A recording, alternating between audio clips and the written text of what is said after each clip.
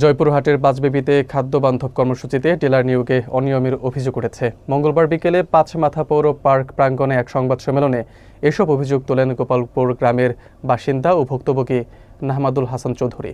বিস্তারিত থাকছে আব্দুল কাইমের তথ্যচিত্রে। লিখিত বক্তব্যে তিনি বলেন, নিয়ম মেনে 500 টাকা ফি জমা দিয়ে আবেদন করলেও আমার আবেদনটি বাতিল করা হয়েছে। কোনো কারণও জানানো হয়নি, অথচ খাদ্য নিয়ন্ত্রক ওহিদুল ইসলাম তার পছন্দের লোকদেরই ডিলার নিয়োগ দিচ্ছেন। তিনি আরও বলেন, প্রথমত আবেদন ফি নেওয়া হলেও তা বিজ্ঞপ্তিতে উল্লেখ নেই। দ্বিতীয়ত, খেতলাল উপজেলায় আবেদন করার সময় দেওয়া হয়েছে 15 দিন, কিন্তু পাঁচবিবিতে মাত্র 8 দিন। তৃতীয়ত, সব তথ্য গোপন রেখে আংশিক তথ্যের ভিত্তিতে বিজ্ঞপ্তি প্রকাশ করা হয়েছে। এসবই অনিয়মের প্রমাণ।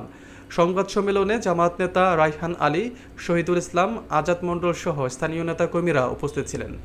অভিযোগ সম্পর্কে জানতে চাইলে খাদ্য নিয়ন্ত্রক ওহিদুল ইসলাম বলেন, সবকিছু সরকারি বিধি মোতাবেক করা হয়েছে। অভিযোগ সম্পূর্ণ মিথ্যা ও ভিত্তিহীন। এখন এই খাদ্যবান্ধব এর জন্য আমরা অনেক প্রতিবন্ধকতার শিকার হয়েছি। তো আমরা জানতাম গত বছর 5 আগস্টের আগে বৈষম্য ছিল, কিন্তু 5 আগস্টের পরেও এখনও যে বৈষম্য আছে তা আমরা এখনও টের পাচ্ছি। কী কারণে আমার আবেদন ফর্মটি নেওয়া হলো না বা বাতিল করা হলো তা এখন আমাদেরকে জানানো হয়নি। তো আমি কর্তৃপক্ষের কাছে এই বিষয়ে তদন্তের জন্য আবেদন করছি এবং আপনাদের মাধ্যমে এই জিনিসটা জাতির সামনে উপস্থাপন করার জন্য আপনাদেরকে আবেদন করছি। ওহিদুল ইসলাম, উপজেলা খাদ্য নিয়ন্ত্রক, পাঁচবিবি, জয়পুরহাট।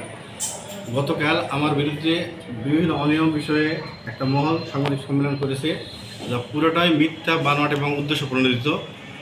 আমার এই সরকারি চেয়ারে বসে নিয়ম ব্যবস্থা কোনো কাজ আমি করতে পারি না।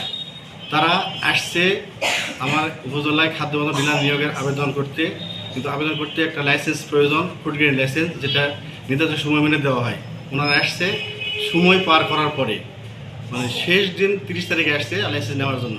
খাদ্যবান্ধব ডিলার লাইসেন্স জমা দেওয়ার তারিখ ছিল 30 তারিখ।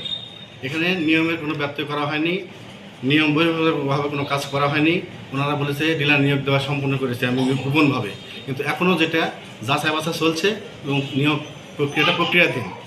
উপযুক্ত প্রার্থী, একাধিক প্রার্থী পাওয়া গেলে উন্মুক্ত লটারির মাধ্যমে প্রার্থীদের নির্বাচন করা হবে। এখানে নিয়মের কোনো ব্যত্যয় করা হয়নি।